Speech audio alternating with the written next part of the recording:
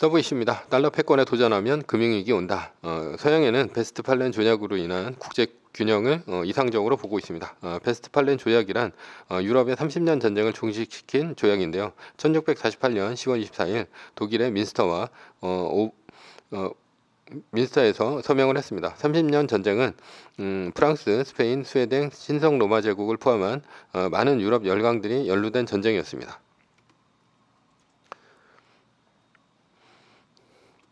베스트팔렌 조약이 중요한 것은 유럽에서 처음으로 국가 주권과 힘의 균형 원칙을 확립한 획기적인 협정이었다는 데 있습니다. 즉 베스트팔렌 조약 이후 서양인이 생각하는 국제적인 국제 균형 원칙이라는 것이 생긴 것이죠. 이것이 이제 현재의 국제 질서에도 이어져 오고 있습니다. 그렇다면 이상적인 국제 균형 원칙은 무엇입니까? 현재는 세계는 5개 또는 7개 등 홀수계의 강한 국가가 있다고 이제 상정을 합니다. 이런 강한 국가가 서로에게 힘을 투사해서 견제와 균형을 이루고 있죠. 이런 견제와 균형 상태가 바로 서양인이 생각하는 이상적인 국제 질서의 평화입니다. 동양과는 반대죠. 중국 같은 경우는 이제 황제가 지배를 하는 그런 천하 통일을 하는 게 이상적인 국가 질서라고 볼 수 있죠. 그런데 만약 이 균형을 깨려는 세력이 있다면 어떻게 됩니까? 항상 역사는 시대마다 악마와 같은 균형을 깨려는 세력이 생겨납니다. 따라서 베스트팔렌 체제의 국제 균형은 도전과 위협을 받습니다. 따라서 이런 인간이 권력을 잡지 못하도록 서로 동맹을 맺는 것이 베스트팔렌 체제입니다. 그렇다면 동맹의 원칙은 무엇입니까? 이것이 이제 비스마르크가 말한 원칙을 따르는데요. 5개의 강대국이 있다면 악마와 같은 인간의 강대국을 빼고 3개의 강대국이 빨리 동맹을 맺어서 그와 대항하려는 것입니다. 그랬을 때 국제 균형이 유지가 된다는 얘기입니다. 예를 들어서 바이마르 공화국 시절 독일이 1차 세계대전을 일으켰을 때를 생각해 봅시다. 이때의 강대국은 영국, 프랑스, 독일, 오스트리아, 헝가리 제국, 그리고 러시아 이렇게 5개의 나라입니다. 이때 이제 악마는 비렐름 2세의 독일이 되죠. 이에 대항하는 세력은 프랑스와 러시아인데요. 독일은 이미 오스트리아, 헝가리 제국과 동맹을 맺었습니다. 그러면 이제 2대2가 된 것이죠. 1904년 영국은 영광의 고립 정책을 포기를 하고 프랑스, 러시아와 평화협정을 맺으면서 동맹을 맺고 1차 세계대전을 승리로 이끕니다. 2차 세계대전도 마찬가지입니다. 독일의 히틀러가 악마가 됩니다. 강한 국가는 일본, 독일, 이탈리아의 3개의 주축국가, 영국, 프랑스, 러시아의 3개의 연합국 전쟁입니다. 여기에 최강국인 미국이 연합국의 일원으로 참전을 하면서 연합국이 세계 2차 세계대전 승리를 이끕니다. 1차 세계대전에 이어 2차 세계대전에서도 악마를 물리쳤죠. 그렇다면 현재의 강대국은 누구입니까? 미국, 유럽연합, 일본, 러시아, 중국 이렇게 5개 국가인데요. 여기에 이제 서양이 생각하는 시대의 악마는 누구이냐? 러시아의 푸틴일 것 같지만 사실은 중국의 시진핑입니다. 왜냐하면 현재 러시아는 경제 규모로 봤을 때 냉전 시대의 소련의 유상에 한참 못 미치기 때문이죠. 그렇다면 앞으로 이제 5개 강대국이 다시 3차 세계대전과 같은 전쟁 상황으로 몰고 갈까요? 최후에는 그럴 수도 있지만 지금은 금융전쟁, 무역전쟁 등으로 끝날 가능성이 높습니다. 첫 번째는 그렇게 생각하는 이유는 경제 때문인데요. 2차 세계대전 당시까지만 하더라도 농업에 의존한 경제였습니다. 농업은 생산수단인 땅인 식민지를 더 많이 빼앗는 자가 승자가 되었죠. 그러니 직접적으로 다른 나라를 침공하는 일이 잦았습니다. 그러나 지금은 부가 농업이 아닌 지식에서 나옵니다. 중국이 캘리포니아를 침공한다고 해도 애플이나 구글과 같은 기업을 소유할 수는 없습니다. 두 번째는 핵무기인데요. 핵무기의 숫자는 정확히 알려지고 있지는 않습니다. 다만 미국 과학자연맹이 따르면 미국은 약 3,800개의 핵탄두를 비축하고 있고 그 중에서 1,750개가 배치되어 사용될 준비가 되어 있습니다. 반면에 중국은 약 350개의 핵탄두를 보유하고 있는 것으로 추정되며 이 중에 250개가 배치된 것으로 추정됩니다. 미국, 중국 두 강대국이 서로 절반 정도의 핵무기만 상대국에 쏘더라도 지구의 인류는 절멸합니다. 따라서 앞으로 국제 질서를 깨트릴 전쟁은 물리적인 전쟁보다는 금융이나 무역 전쟁으로 끝날 확률이 높죠. 세계 최강국 미국을 지탱하는 3대 패권은 무엇입니까? 군사 패권, 달러 패권, 문화 패권이죠. 여기서 이제 중요한 것이 바로 군사 패권과 달러 패권입니다. 그러나 미국과 중국이 물리적인 군사력으로 서로를 견제할 수 없다고 가정했을 때 결국 세계 최강국이 바뀌는 것은 경제력, 즉 기축통화인 달러에 달렸다고 볼 수 있습니다. 그런데 중국이 달러 패권에 도전하는 일들을 벌이고 있죠. 중국 사우디와 위안화 결제, 페트로 달러, 와이시동이라는 기사가 있는데요. 사우디가 원유 결제를 위안화에 쓴다는 기사입니다.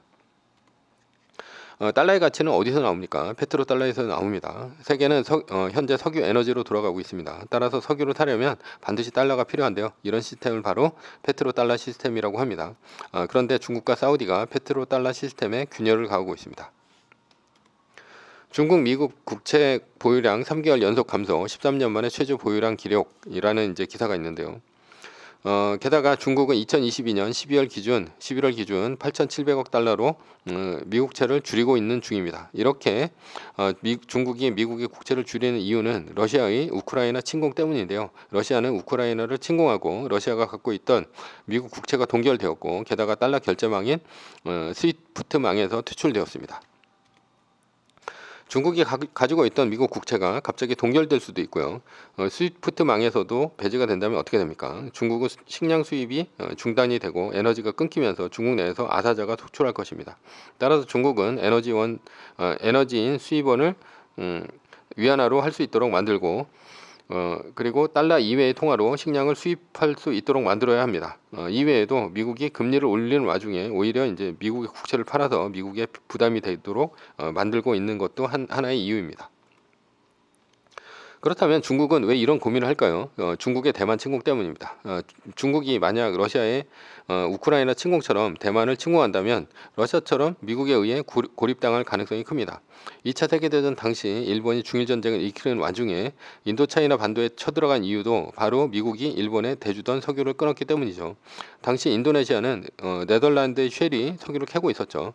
따라서 중국이 대만을 침공한다면 러시아처럼 제재를 당할 것인데, 그때 당할 보복이 러시아처럼 달러망에서 제외되는 것입니다. 그러면 석유와 식량 등 수입이 동시에 끊기면서 중국은 아비규환이 됩니다. 러시아는 석유와 식량을 자급자족할 수 있었으니 국제사회 고립이 두렵지가 않았죠. 그러나 중국은 석유와 식량을 해외에서 수입할 수밖에 없습니다. 따라서 중국은 이에 대한 대비를 해야 하는 것입니다. 그렇다면 중국은 왜 대만을 침공하려고 할까요? 대만이 중국 땅이라는 선언만으로 불충분한 것입니까? 왜 꼭 침공까지 해야 합니까? 그것은 중국의 경제 성장률과 관계가 있습니다. 중국 경제 성장률 3% 목표치 반토막 세계 공장 고속 성장 멈췄다라는 기사가 있는데요.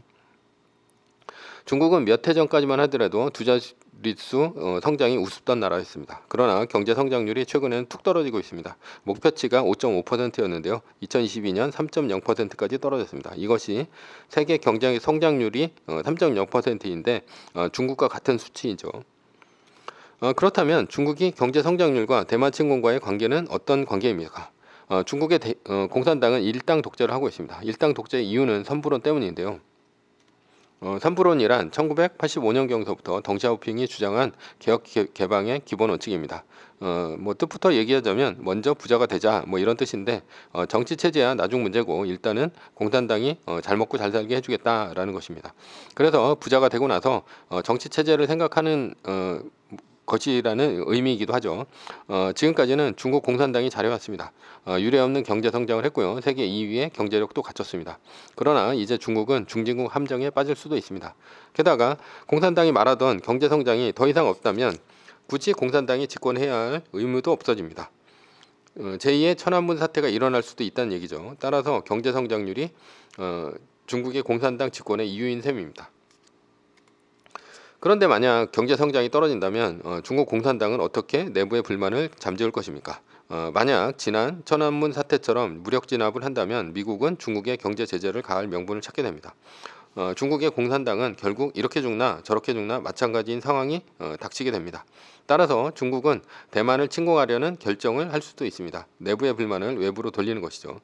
물론 성공한다면 공산당으로서야 좋겠지만 실패한다면 결국 러시아처럼 국제적인 고립으로 갈 수도 있고요. 성공한다 하더라도 국제적인 고립은 면할 수 없습니다. 그러니 중국의 대만 침공은 가자는 것이 아니라 최후의 보루로 남겨놔야 할 것입니다.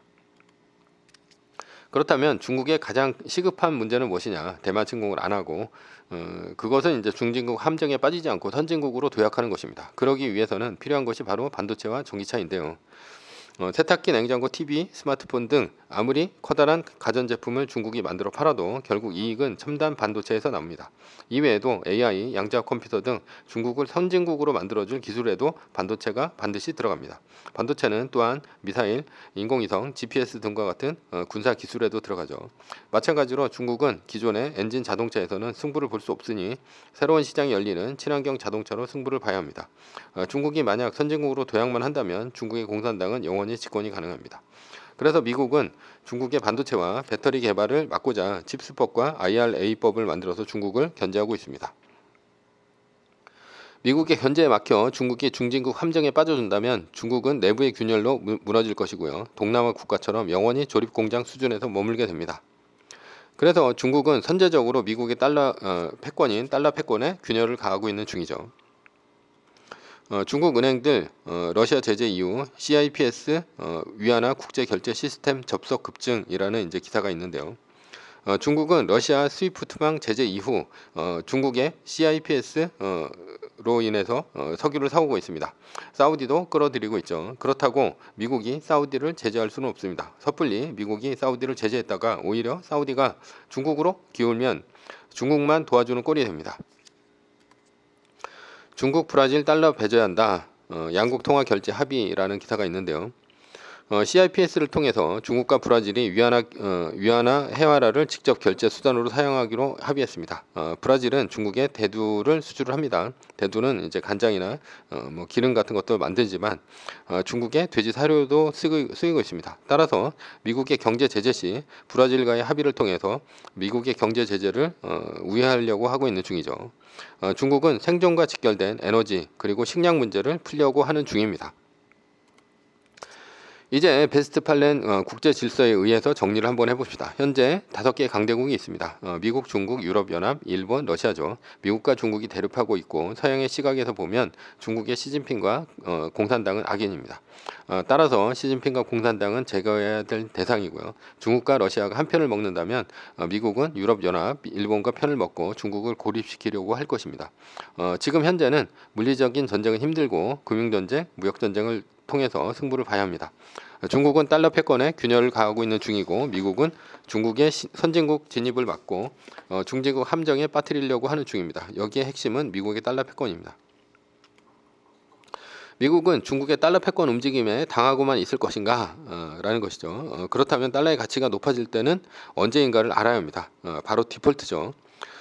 한국도 외환보유고가 바닥나자 IMF 구제 금융을 받으면서 어려움을 겪었습니다. 국영기업은 민영화되었고요.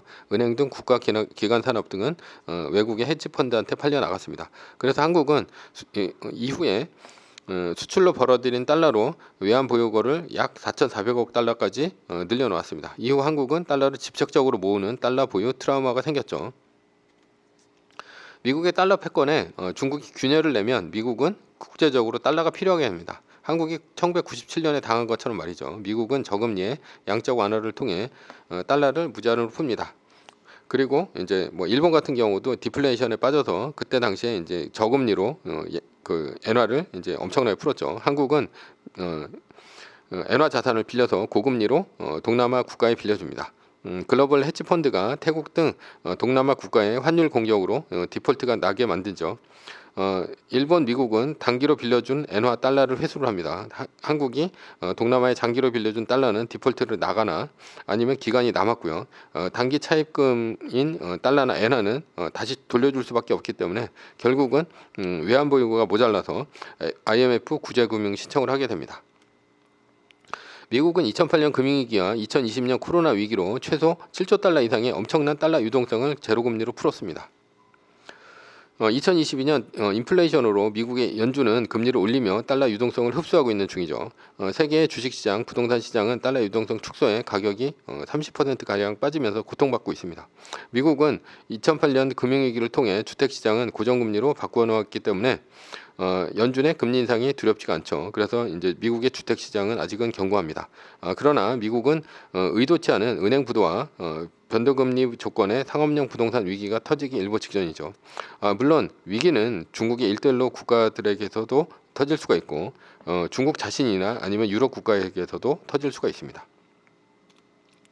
결론입니다. 미국은 중국이 달러 패권에 도전을 한다면 결국 금융 위기를 일으킬 것입니다.